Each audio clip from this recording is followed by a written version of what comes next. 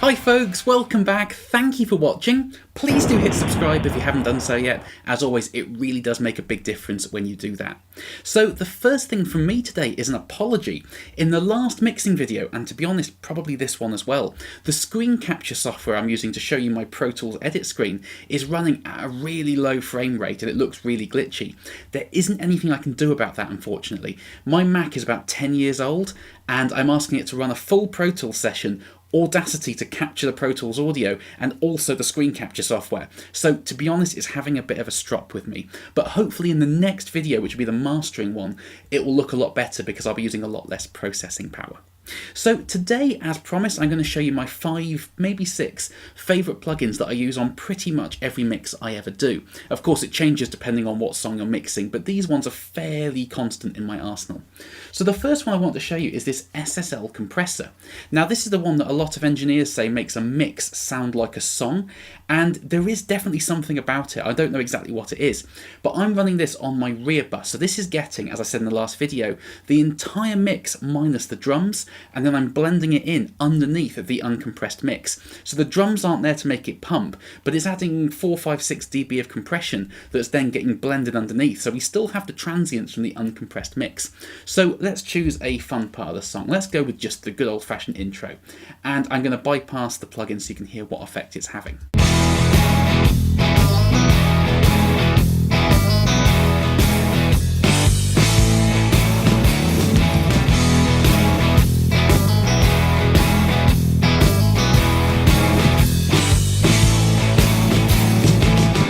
So as you can hear, the low end of the track is much more solid and it sounds so much more like a polished mix with the compressor in because it's just smoothing everything out. But as I said, the transients are still there so it doesn't sound overly squashed. So that's one of the beauties of using parallel compression.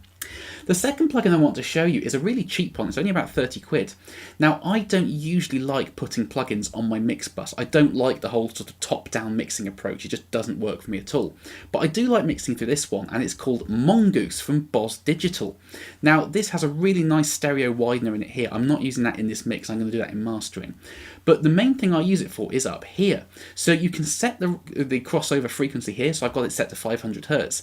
And what it does is it takes everything in your mix, or whatever it's put on, below 500 Hz and sums it into mono. So it keeps the low end of your track really tight and in phase because you don't want low end panned hard left and right. You want it dead center to smack you out of both speakers. So I'm running this on my mix bus. It works really well. And it's one of those plugins that when it's there, you almost don't notice it, but as soon as you bypass it, you can feel the low end kind of fall out of your track. So let's choose another section. Let's choose the first verse here. And again, I'll just keep bypassing it so you can hear what effect it's having.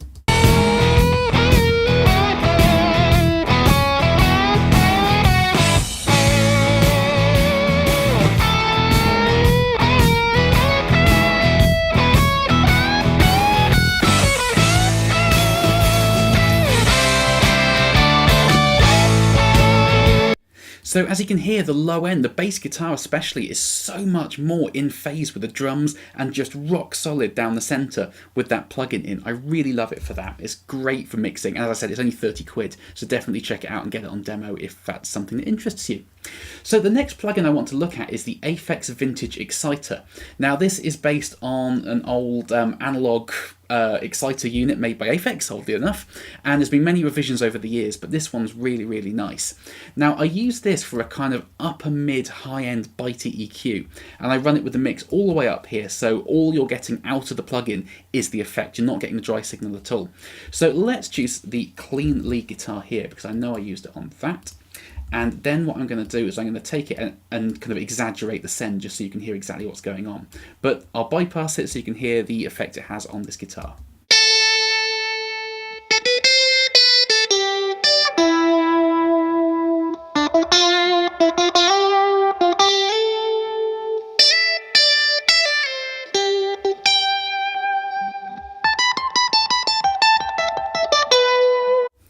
So it just adds the kind of upper mid bite that really makes guitars especially, but drums as well, and kind of everything, just poke out of a mix, but it does it in a really natural and an organic sounding way. So I pretty much have that as a send on all my mixes, and it's worth its weight in gold because it really does make a mix sound more polished. Now, the next plugin I want to look at definitely isn't a cheap plugin. It's called Pi, and it's made by Radix, and I think it's about $300, so it's definitely not cheap, but it really does make the low end of your mix really solid. Because what it does is you put it on as many tracks as you want. It is quite processor intensive, so I have to be quite careful with it. And you can group certain tracks together so they're processed as a whole, and what it does is it constantly adjusts the phase of the individual tracks to make sure that everything is rock solid with everything else. And it's especially good when using a live drum kit, because if you have a kick drum and a snare drum, there's quite a lot of low end in both, and the bleed from the kick drum in the snare mics and vice versa isn't necessarily going to be in phase with the kick drum, so you're going to get phase cancellation all over the place, and as the bass guitar changes notes, that might suddenly be out of phase with the kick drum, and you'll get big holes and gaps in your track. So what Pi does is it just constantly adjusts it so everything is always rock solid. And in the last video when I soloed the bass guitar, you heard a little bit of warbling on the bass, a few glitches.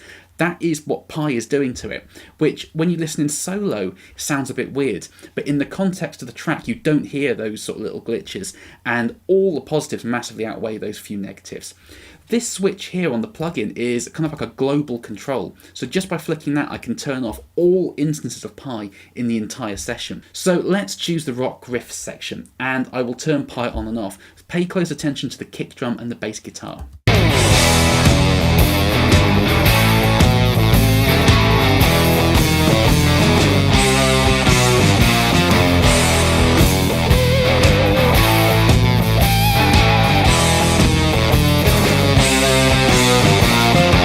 So it just keeps that kick rock solid. It never phases with anything. It's always dead center and hitting you in the face. So yes, it's an expensive plugin, but it really is great for that.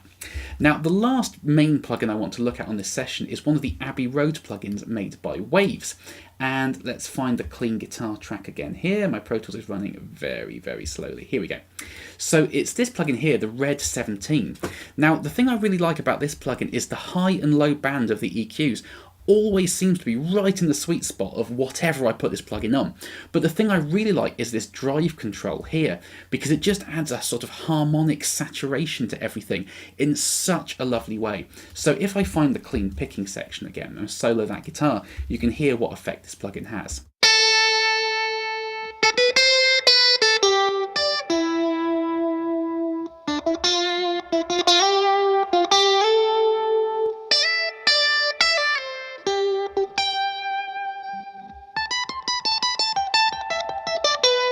So it's just so much fatter and richer with that plugin on there. Now, I really like the sort of analog emulation plugins, and that's one of my favourite I've ever used. It really does, to me, sound like a good, old, proper analog EQ with tons of character, so I really love that. So those are my kind of 5 main plugins that I use on a lot of sessions. But I also wanted to talk about this one here, which is the Slate Digital Virtual Mix Rack. Now, this is a bit of a cheat because in Virtual Mix Rack there's about 20 different plugins. But as I said, I don't like having things on the mix bus, but I really love what this one does. This is essentially an emulation of the summing area of old consoles, and there's 6 built in there as an API, a Neve, Trident, 2 SSLs. So I'm running it on the Neve because that's the sound I'm going for in this song, and it's easily my favourite out of the 6.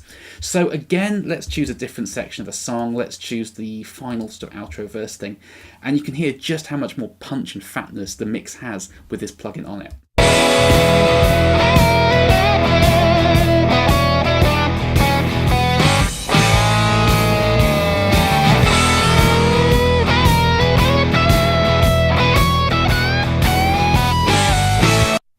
So it's amazing for that.